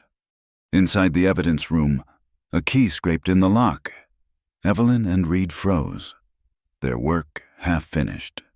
The bolt on the inside held, but then a heavy shoulder slammed against the door, making the wood shudder in its frame. "Who is in there?" Sheriff Clegg's voice bellowed, thick with whiskey and suspicion. "Open this door." Evelyn's mind raced. They were trapped. She looked around the room, her eyes darting from the barred window to the heavy oak door. On the sheriff's cluttered desk, next to a half-empty bottle of rye, sat a smaller, darker bottle, laudanum, and beside it, a dirty glass. An idea, wild and desperate, took root. "Just a moment. Sheriff," she called out, her voice surprisingly calm. She quickly finished a rough tracing of the map's most important features. Reed scribbled the last lines of the letter. She shoved the originals under a loose floorboard she had spotted earlier, kicking a dusty rug over the spot. Then she took the copies and hid them inside her bodice. She walked to the door. "Mr. Reed was taken ill," she said through the door, her voice filled with feigned concern. "The excitement of the hearing. I believe his heart is weak." She drew the bolt and opened the door. Sheriff Clegg stood there, his face flushed, his gun in his hand. He took in the scene, his small eyes narrowing. He saw Reed, pale and sweating in the corner, playing his part perfectly. He saw Evelyn, the picture of a concerned nurse, but he was a suspicious man, and something felt wrong. "What were you doing in my evidence room?" he snarled. "Your deputy let us in," Evelyn lied smoothly, "to get Mr. Reed a glass of water. He was about to faint." She gestured to the desk. "You look unwell yourself. Sheriff, is it that tooth again?" Clegg's hand went instinctively to his jaw. He did have a vicious toothache that had been plaguing him for days. He grunted in affirmation, his suspicion momentarily diverted by his own pain. "You should not mix that with whiskey," Evelyn said, her tone professional as she pointed to the laudanum. "It can be dangerous." She picked up the bottle of rye. "But a little whiskey on the gum can help." She poured a generous amount into the dirty glass, and as she turned to hand it to him, she stumbled, her hand jerking. A significant portion of the laudanum from the uncorked bottle on the desk sloshed into the glass of whiskey. "Oh, forgive me," she gasped. "How clumsy of me." "Clegg!" His mind clouded by pain and drink. Barely noticed, he was focused on the throbbing in his jaw. He snatched the glass from her hand and tossed the contents back in a single gulp. He grimaced as the raw liquor hit his throat. For a moment, nothing happened. Then a strange, unfocused look came into his eyes. The potent combination of alcohol and a massive dose of the opiate hit his system like a physical blow. The gun in his hand suddenly felt very heavy. The room began to tilt, the edges of his vision blurring. What did you do?" he slurred, taking a stumbling step toward her. "I believe you are unwell. Sheriff," Evelyn said, backing away toward the still-open door. "You should sit down." He tried to raise the gun, but his arm would not obey. He staggered, crashing into the desk, sending papers flying. He slid to the floor, not unconscious, but completely disoriented and helpless, his eyes rolling back in his head. Evelyn and Reed did not wait. They slipped out of the room, leaving him there, and fled back into the night. As they reached the alley, they saw the aftermath of the other fight. Ash had the two conscious men, including Calloway, bound with their own belts. The third was still out cold. Ash was questioning the man Kiona had tripped, his voice a low, menacing whisper. "They were going to kill him," the man babbled, his face a mask of terror. "The judge, on the road to Tucson. Clegg was gonna do it. Make it look like the Dane. He told Loomis everything was in place. The man was sobbing now. They are meeting tomorrow, at sunrise, at the place on the map with the water, to get their story straight before they send word to the marshal." Just as he finished speaking, a new light bloomed from the evidence room window. A knocked-over oil lamp, ignited by the papers scattered from the desk, had found the trail of spilled whiskey. A flicker of flame raced across the floor. The wind, whipping around the corner of the building, caught the flame and fed it, turning it into a hungry roar. The dry, paper-filled room went up like a torch. The church bell began to ring, a frantic, clanging alarm. Shouts erupted from the market square. The town was coming. They stood for a moment in the chaotic, flickering light of the fire. They had the copies. They had a witness. They had the final piece of the puzzle, the time and place of the conspirators' final meeting. The townsfolk poured into the street, their faces a mixture of fear and confusion. They saw the sheriff's office engulfed in flames. They saw Calloway and another of Loomis's men tied up on the ground, guarded by the very Indian they had been taught to fear. And then they saw Bart Loomis, standing on the far side of the street, his face a mask of cold fury in the firelight. He was not helping. He was not trying to organize a bucket brigade. He was simply watching it all burn, the silent, damning architect of the entire night's destruction. The sky was the color of a pale pearl, the first hint of dawn breaking over the eastern mesas. The air in the rock canyon was cool and carried the clean, living scent of damp stone and the faint, musical sound of water trickling somewhere in the deep earth. It was a place of peace, a sanctuary, the absolute antithesis of the fire and fury of the night before. This was the place on the map. This was the heart of the valley. They were there before Loomis and Clegg, having moved through the pre-dawn darkness with a silent, unified purpose. Ash had led them, not as fugitives, but as a delegation of truth. With him were the Dine elders, their face carved with a quiet, unassailable dignity. Reverend Malone and Thomas Reed had rallied a small but determined group of homesteaders, men who had finally seen the shape of the wolf that had been circling their flocks. And Evelyn. She stood beside Ash, the copied map and letter tucked securely in her bag, feeling not fear, but a strange and profound sense of clarity. They concealed themselves among the rocks and juniper that lined the canyon walls, a silent jury waiting for the accused to arrive. Bart Loomis and Sheriff Clegg rode in just as the sun crested the horizon, its first rays striking the tops of the canyon walls and turning them to gold. They were accompanied by 4 hired guns and a stranger, a person dressed in a fine, dark traveling suit who rode a well-groomed horse with an air of Eastern authority. This was the railroad representative. They dismounted near a flat-topped boulder that served as a natural table. Loomis was in the middle of a confident speech, his voice booming in the quiet of the morning. As you can see, the terrain is perfect. A simple pumping station here, a pipeline following the grade of the canyon, and the railroad has all the water it will ever need. It is a simple business transaction. And the pre-existing claims, the representative asked, their voice surprisingly crisp and clear. It was at that moment that Ash stepped out from behind a large rock formation into the growing light. He did not speak. He simply stood there, a silent, powerful indictment.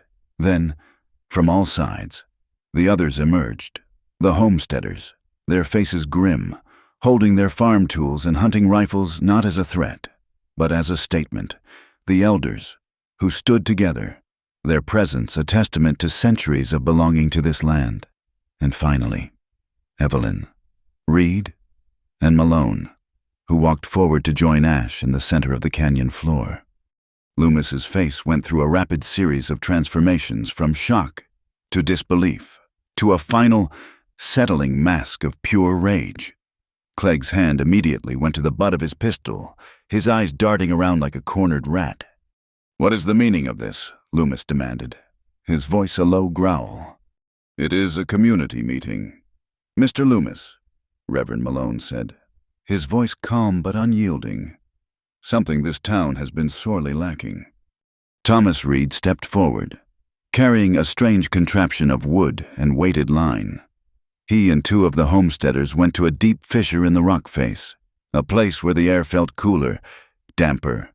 "This fissure connects directly to the aquifer," Reed announced to the railroad representative. "The science is quite simple. I'm going to demonstrate that the center of this water source, the lifeblood of this entire valley, does not lie on any land your company has purchased. It lies directly beneath the land guaranteed by treaty to the Dine, and by extension, under the common ground that serves us all." As Reed and the others worked, setting up their crude but effective measuring device, Evelyn took her turn. She looked at the railroad representative, a person of indeterminate age, their face intelligent and shrewd. "Last night," Evelyn began, her voice steady, "Sheriff Clegg and Mr. Loomis attempted to burn down the town jail. They meant to destroy the evidence of their conspiracy and to silence any prisoners who might have witnessed their crimes." She held up the charcoal copy of the letter. "This is a copy of a letter from the sheriff to Mr. Loomis, outlining their plan to stage a fake Indian raid to justify their land grab."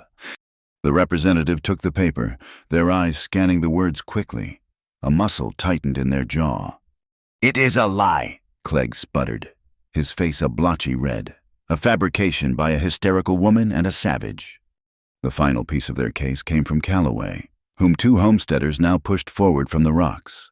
The ranch hand was pale and trembling. "It is true," he mumbled, refusing to look at Loomis. "All of it. We was told to burn the jail. Clegg was gonna kill the judge on the road to Tucson. It was all Loomis's plan." The world seemed to stop. The only sound was the gentle trickle of unseen water. The railroad representative slowly folded the copied letter and looked at Bart Loomis, their expression one of utter, undisguised contempt. In that moment, his power, built on lies and intimidation and a single bag of gold, crumbled into dust. And that was when Sheriff Clegg, seeing his entire world collapsing, finally broke. In a single, desperate motion, he lunged for the person closest to him. He grabbed Evelyn, spinning her around and pressing the cold muzzle of his pistol to her temple. "Nobody move," he screamed, his voice cracking with panic. "Everybody, drop your guns, or she dies right here." Ash had his rifle halfway to his shoulder. He froze. The homesteaders looked at each other in horror. Clegg was a desperate animal, and his fear made him unpredictable and deadly. Ash slowly, deliberately, lowered his rifle and set it on the ground. He held up his empty hands. "Let her go, Clegg," he said, his voice a low, dangerous rumble. "It is over!" "It is not over till I say it is over!" Clegg shrieked, his arm tightening around Evelyn's throat, cutting off her air. He began to back away, dragging her with him toward the horses. Evelyn's mind was a space of pure, cold calm. She could feel the tremor in the arm that held her, the slick sweat on the hand that held the gun. He was all brute force and panic. She could feel his knuckles pressing into her cheek. She met Ash's eyes across the clearing. She saw the agony there, the warrior's instinct warring with the fear for her life. She gave a barely perceptible shake of her head. "Then," she whispered, her voice too low for Clegg to hear, a breath of sound meant only for Ash. "Do not pity my age," she said. "Trust my strength." And then she acted with a sudden, explosive movement. She stomped down hard on Clegg's instep with the heel of her boot, as he grunted in pain and his grip momentarily loosened. She drove her head backward, connecting solidly with his nose. There was a wet, crunching sound.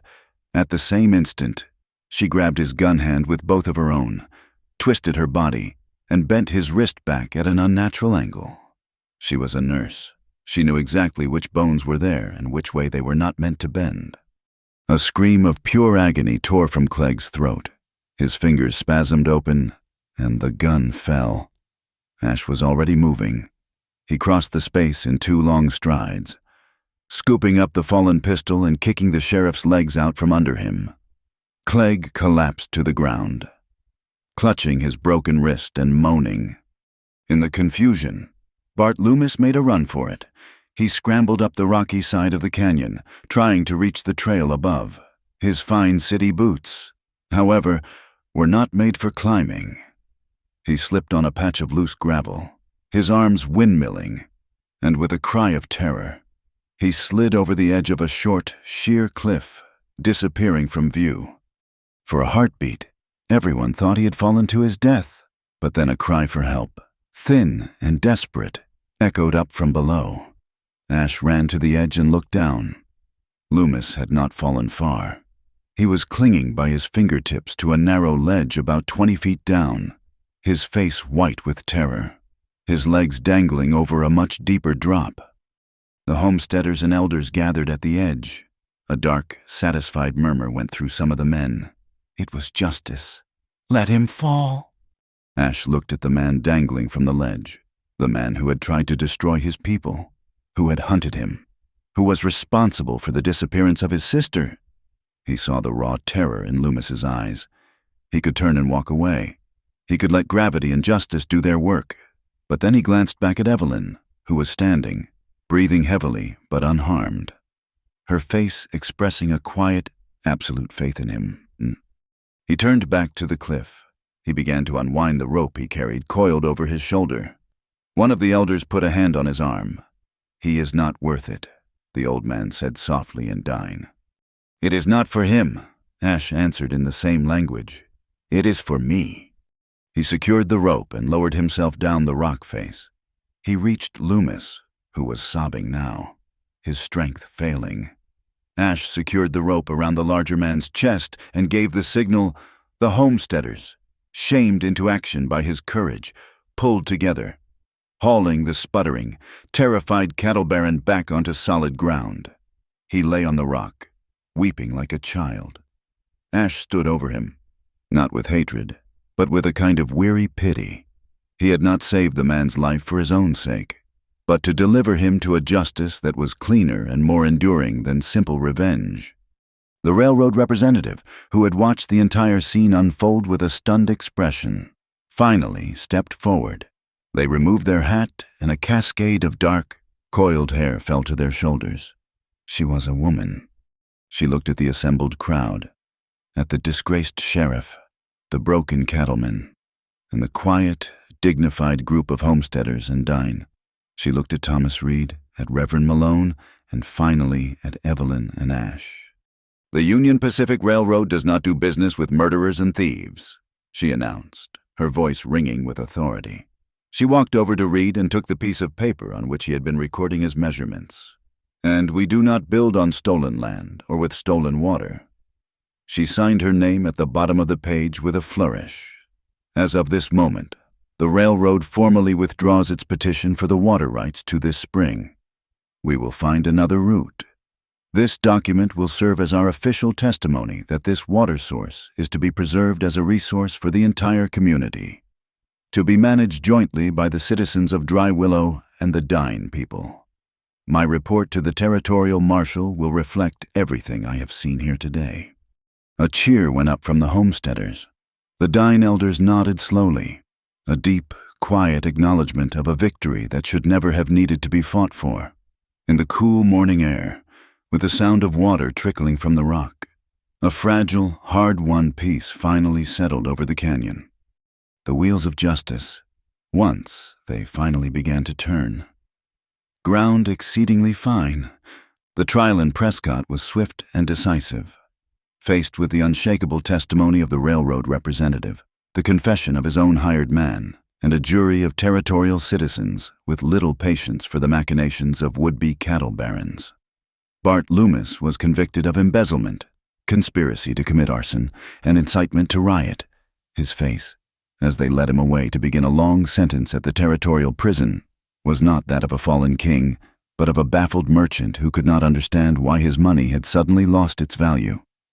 Sheriff Clegg, stripped of his badge and facing his own charges for corruption and attempted murder, was a broken, whining figure who seemed to shrink inside his own clothes. Dry Willow was, for the first time in a long time, free of their shadows. In their place, something new and fragile began to grow. The town formed a water council. As the railroad representative had stipulated, Thomas Reed was elected its chairman, his clear-eyed honesty a balm after years of Clegg's corruption. On the council with him sat Peterson, the homesteader Loomis had cheated, and one of the Dine elders, a man named Hosteen, whose wisdom was as deep and steady as the water they now all shared. They met not in the saloon, but in the church hall, and their arguments were about crop rotation and fair access, not about power and greed. The town was learning a new language.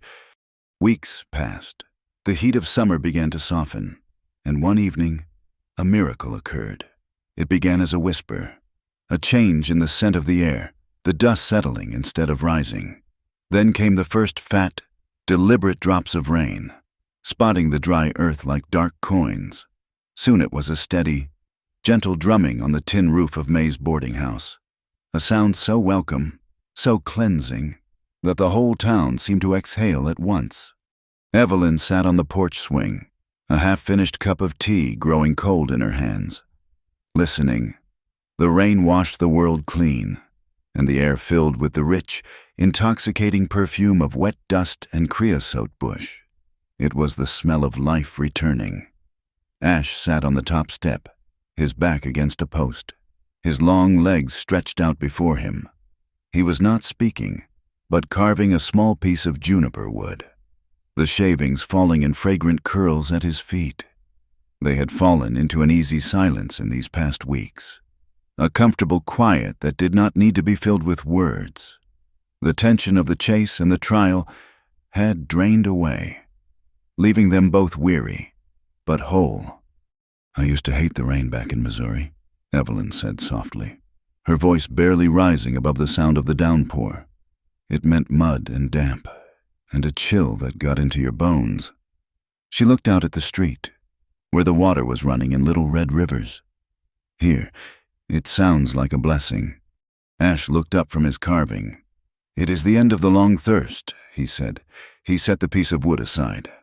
"My sister is well.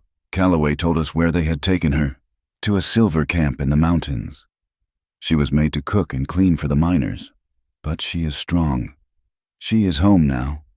It was the most he had ever spoken of it. Evelyn could hear the universe of pain and guilt he left unsaid in those simple words. The search for his sister had been the engine that drove him, the private wound he never showed. "I am so glad, Ash," she said, her voice full of a genuine warmth. "So very glad." He nodded, his gaze distant for a moment. "For months, I thought of nothing else. It was a fire in my gut. It made me hard. It made me alone." His eyes came back to her, and they were clear and present. You were the first person I saw who looked at my people and did not see a savage, or a ghost, or a problem to be solved. You saw a girl with a broken leg. I saw a patient, she corrected gently. No, he said, his voice firm. You saw a person. The porch swing creaked softly as she moved. The voices that had haunted her for so long, the whispers of too old. Too late, wilted flower. Seemed like a foolish dream from another lifetime. She had faced down armed men, stared into the face of corruption, and stitched a man's life back together by firelight. She had earned a new voice, her own, and it was quiet but strong. When I came here, she confessed, looking at her own hands, at the faint scars and calluses that had not been there a few months ago. I was running away, from pity, from the feeling that my life was over. They told me a woman my age had no business starting over. Ash was silent for a long moment, watching her. Then he rose and came to sit beside her on the swing. The porch was not large, and his presence was a solid, warm reality beside her. He did not touch her, but she could feel the heat of him, the steady strength he radiated.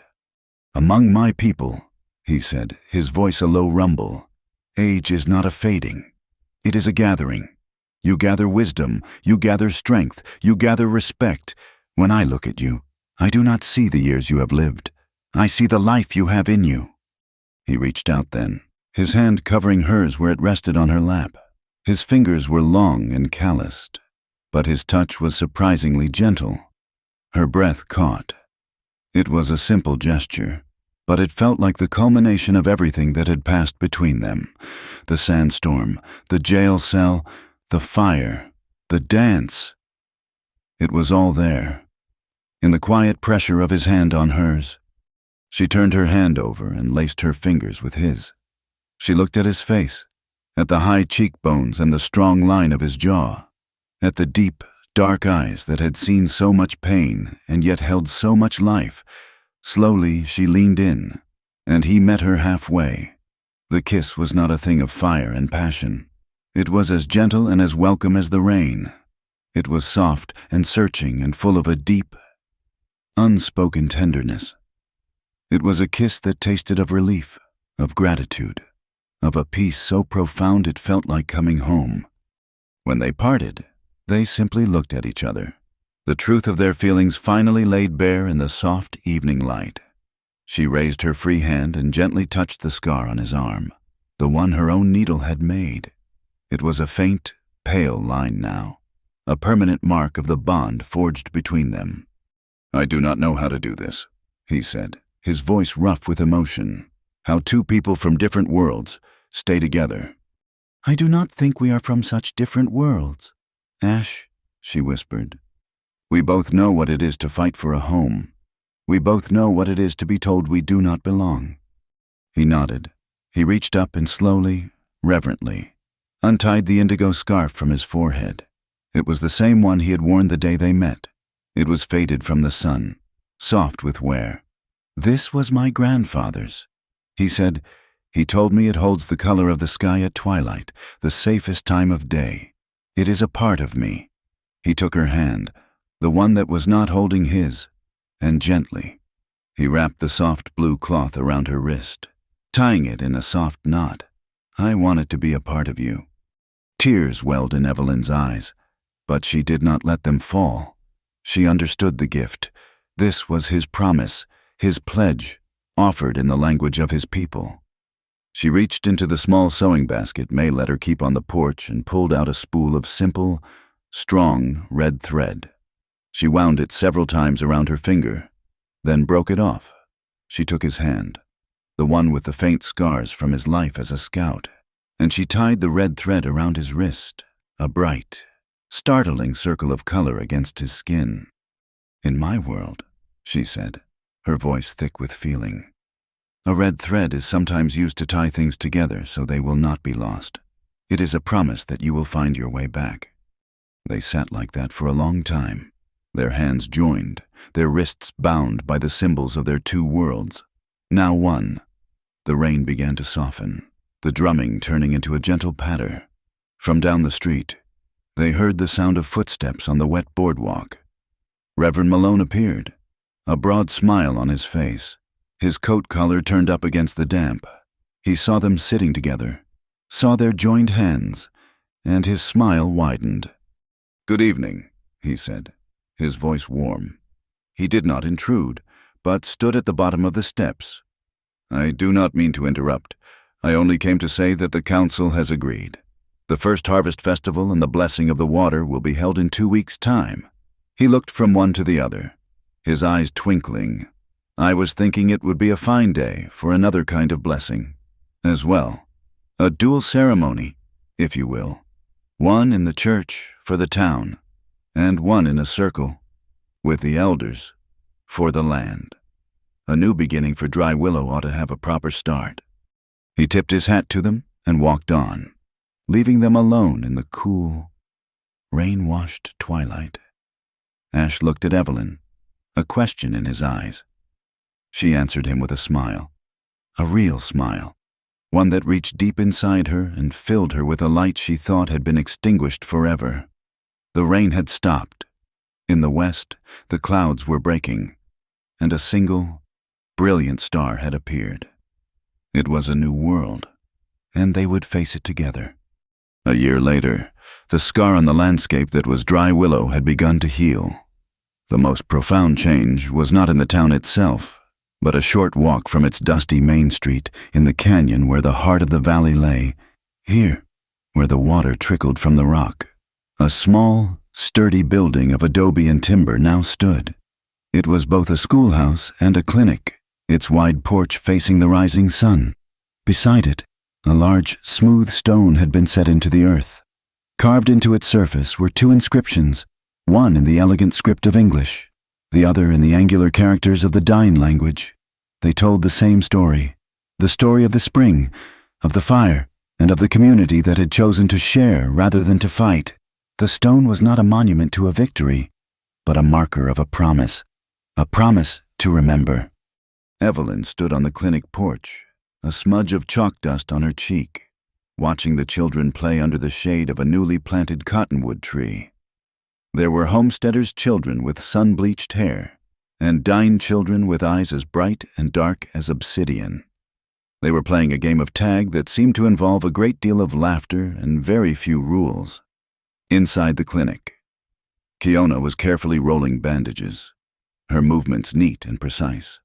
She had become Evelyn's shadow, her apprentice, her quiet, capable right hand.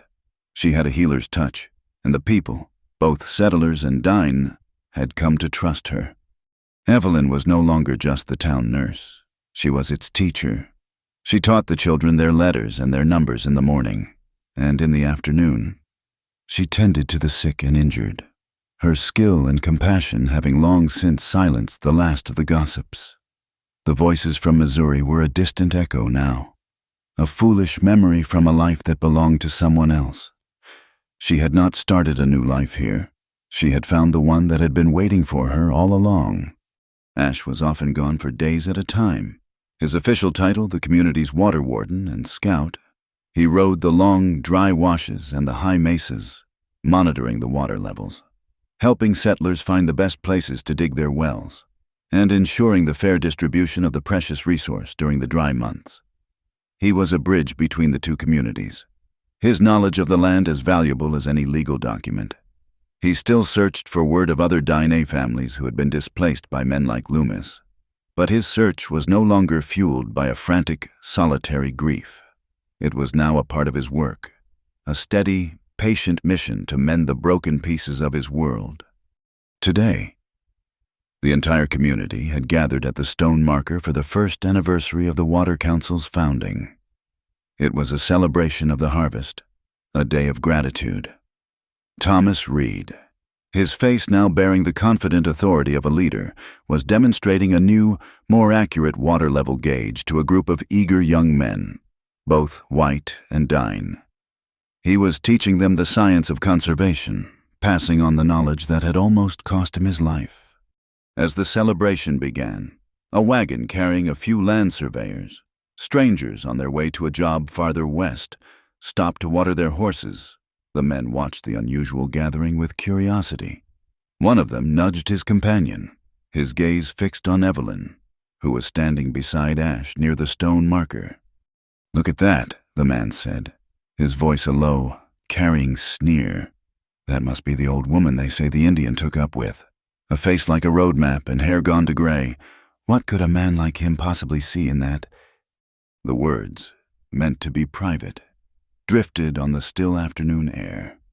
A few of the townsfolk who overheard them stiffened, ready to take offense on Evelyn's behalf. But Evelyn herself did not flinch. A year ago, those words would have been a dagger in her heart. Now, they were just noise, as meaningless as the buzzing of a fly. Ash heard them too. He did not turn. He did not scowl. A slow, easy smile touched his lips. He simply reached out and took his wife's hand, lacing his fingers through hers, the same way he had on the night of the dance. It was a quiet, public, and absolute statement. He lifted her hand, the one that still bore the faint blue stain of his grandfather's indigo scarf tied at her wrist, and he pressed his lips to her knuckles. It was an act of such simple, profound devotion that it silenced the strangers more effectively than any threat could have. They looked away, suddenly ashamed, and went about their business. Evelyn squeezed his hand, a current of love and gratitude flowing between them. They had not built a life of grand, noisy passion. They had built something quieter, stronger, and more enduring. They had built a life of shared work, of mutual respect, a partnership as steady and reliable as the water that flowed beneath their feet. Reverend Malone stepped up onto a small wooden platform to begin the ceremony.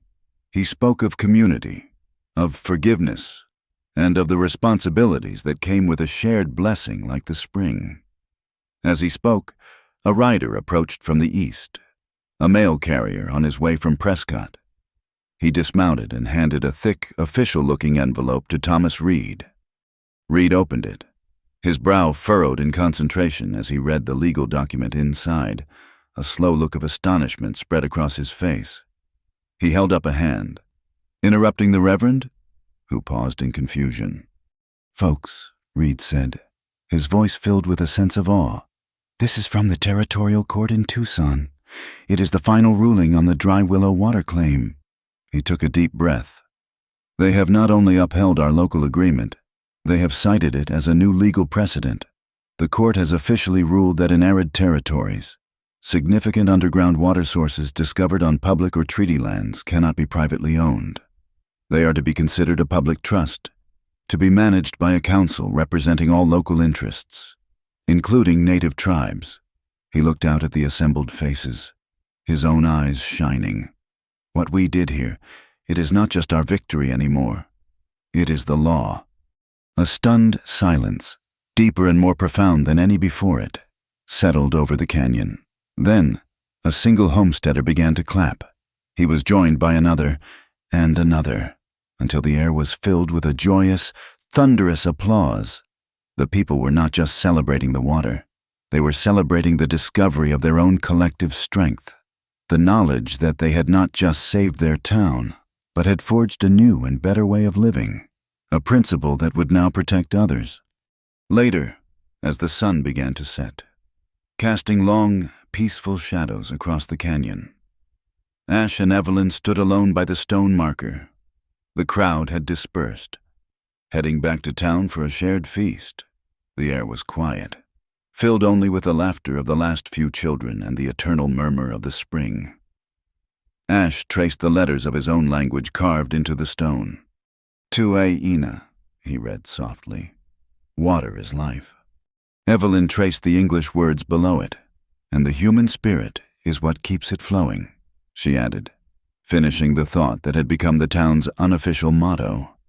He turned to her, his hand resting on her shoulder, the red thread she had tied there so long ago still a faint circle on his wrist. "You did not start a new life here, Evelyn Hart," he said, his voice full of a quiet wonder. "You gave a new life to all of us."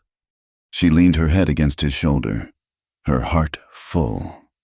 She looked at the small schoolhouse, at the distant lights of the town, at the endless, beautiful, and demanding land that stretched out before them. It was not a perfect world, and their lives would not be without hardship. Drought would always be a threat, and prejudice was a weed that was hard to kill. But they had each other, and they had a community built on a foundation of shared truth. They had enough. It was more than enough. Thank you for listening to our story. Please let us know where you are listening from in the comments so we can all connect and share our thoughts. And do not forget to subscribe to our channel Wild West Tales. Like this video, and press the hype button to help this story be heard by more people.